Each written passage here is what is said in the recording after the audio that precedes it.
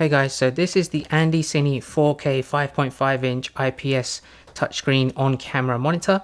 It comes with a internal power kit that is attached to the back of this monitor. Let's go ahead and unbox this and see what the capabilities are of this awesome little kit.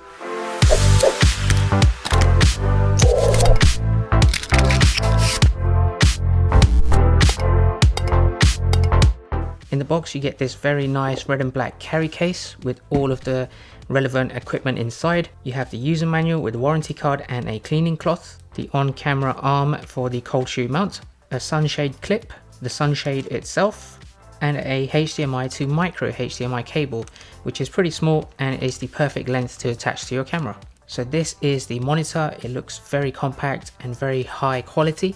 So let's go ahead and see what the different ports are on this device. So on the bottom right, you can see that this has a USB-C charging input. So you can actually power this with a USB-C powered device, whether you want to plug that into a wall outlet or a plug or anything like that. You can use USB-C to do that. Even a power bank will do a good enough job. You have a headphone port there as well in case you wanted to monitor the audio.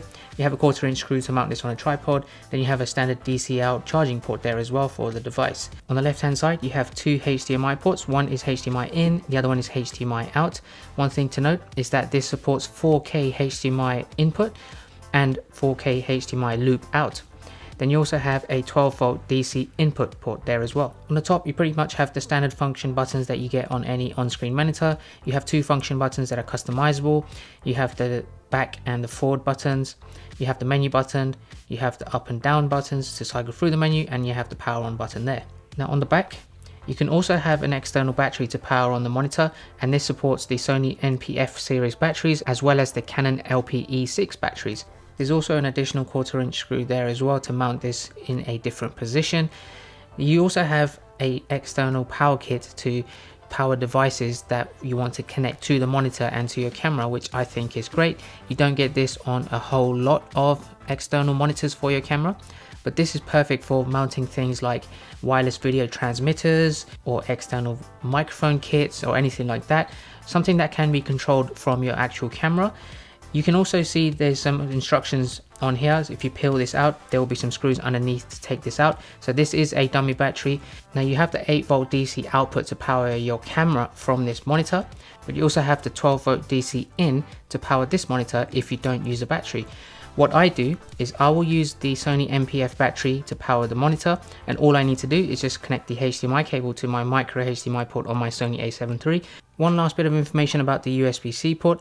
Of course you can use this to power the device, but this is also used to load 3D LUT files onto the monitor so that you can view and adjust them on screen, and you can have a maximum of up to 32 LUT files, which I think is a great touch, especially if you do a lot of professional color grading in your videos.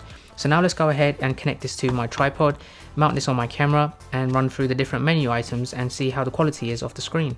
Okay guys, so just before I turn on the screen, just wanted to showcase you guys how I've set this up. So I have the HDMI cable going into the micro HDMI port there. That's the only cable that is connected.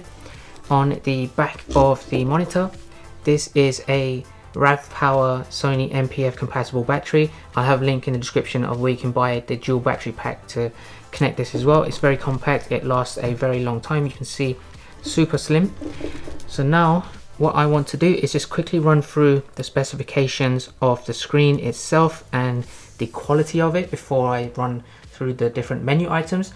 So the screen itself has 16.7 million colors, and by native design it is 1080p full HD, but it supports a display of up to 4K to a maximum of 30 frames per second, and it does go up to a maximum of 500 nits of brightness.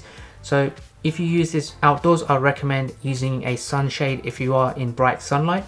Now it does have 440 ppi density with a contrast ratio of 1000:1, and it also has an adjustable backlight, which I'll showcase in a second as well on how to adjust. And the viewing angle of this is around 80 degrees from both the left, right, above and below positions. So that is absolutely great. So let's go ahead and turn this on. And I'll also turn on my camera as well. There you go, looks absolutely amazing. So let's go through and run through the menu. You can use the buttons along the top, which is very common in most on-camera monitors. However, this is touchscreen, so I'm going to try and use the touchscreen wherever possible. To bring up the menu, all you have to do is double tap anywhere on the screen and the menu comes up there on the left hand side. So just to quickly run through some of the items, I won't spend too long going through each one, otherwise we'll be here for quite a long time. The first one is the picture settings, exposure, focus, histograms. You can actually scroll if the menu requires it on the right hand side if it is longer than what's visible. The second one is the grid and markers menu, so you can change the save frames, the grid sizes, the markers to give you the right positioning for when you're filming. The third menu is about all of the different positions of the monitor itself, so you can change the aspect ratio, turn anamorphic on and off. You can also zoom, image flip, show the on-screen display and flip that, zoom, etc, etc. Now one thing I'd like to mention is that if you flip this the other way, so I'm going to turn this around. If I wanted to flip it so I can see it from this angle by just flipping the view like that, you'll notice that it doesn't change and you'll have to manually change it yourself. So you can see the menu is upside down, so it doesn't have that auto rotate functionality, so I'll flip it back.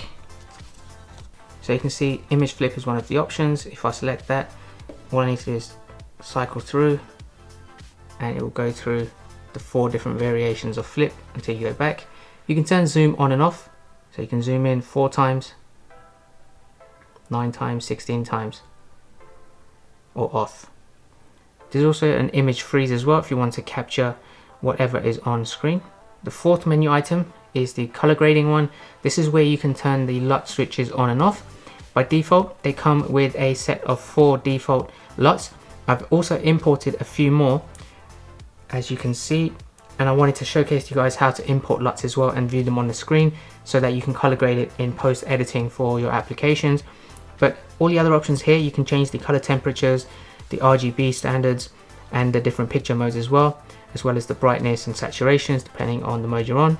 You also have the standard settings button there towards the bottom to change all of the monitor settings, the volumes, the signals, the display times, all that kind of stuff. The last one is the frame button, so on the top of the monitor, you'll see on the left hand side you have F1 and F2.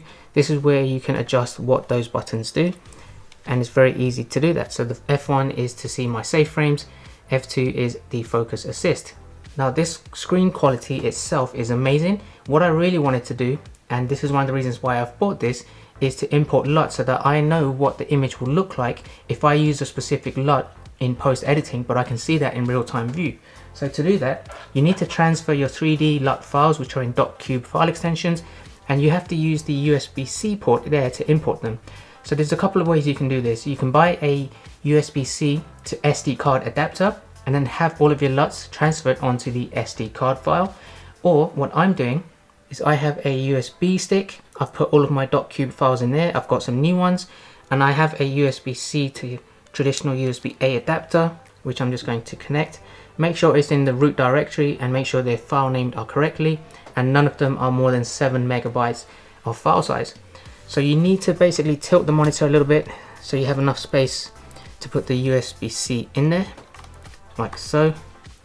And now what you have to do is go into LUT import, type C. At the moment you can see there's 6 out of 32 that are currently being used. So I just need to press the right arrow, it will start importing, it will search the device that's connected in the USB-C port. If it's correct and they are correctly named, correctly file sized, it will start importing and you'll see that number. So it does a search, and as you can see, it's now importing the files that I have on the USB stick. So there's 3, 4, 5, 6 more LUTs I've added. Now I can see them if I go into the LUT table. These are the ones that were just imported. One other thing to note, I already had imported a few LUTs from before, as you saw previously. If you re-import some new ones, it will override all of your custom imports. So you make sure that if you want to reuse certain LUTs every time, make sure they're always on the USB stick so that they will always be in the list. Otherwise, all your custom ones will be overwritten. So if I have 5 new ones I want to import next time, then these 6 will be replaced with the other 5 unless I keep these 6 on the USB stick. I'll turn the switch on first. So there's one LUT that's turned on. If I go back to the LUT table, that's the first one, slog2. Now if I go to my first custom one, You can see it's a nice black and white look, and I just want to see if this works. Maybe I want to do a nostalgic film or anything like that. And then you can cycle through all of the other custom lights that you have, like this one. That's a nice dark vignette kind of vibrant image. So if I just quickly run through some others just to show you an example, you can see it works very well. So any type of movie looks that you want to get for your LUTs, you can import and it works absolutely fine, and that is one of the key standout features of this monitor. However, once you have finished the import, if you remove the USB, you'll notice that the LUT table would still keep all of your imported files from last time. It's only when you add new ones it would replace it and you'll get a new list. So that is amazing.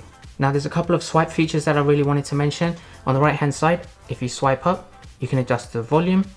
On the left hand side, you can adjust the backlight of the monitor. So if you're outdoors and you want it to be more brighter, then all you have to do is simply swipe. The other good thing I like about the touchscreen is that you can also pinch to zoom. So if you really wanted to focus a little bit more on the subject, then you can just zoom like your smartphone and it works absolutely fine, and it will zoom out maximum to the 1x level. And finally guys, I just wanted to showcase the viewing angles. So you can go up to 80 degrees in all directions, left, right, up, down, just to see that you can still see the monitor clearly. So if I go around 80 degrees here, you can still see the image. This is pretty much 90 degrees, you won't be able to see anything.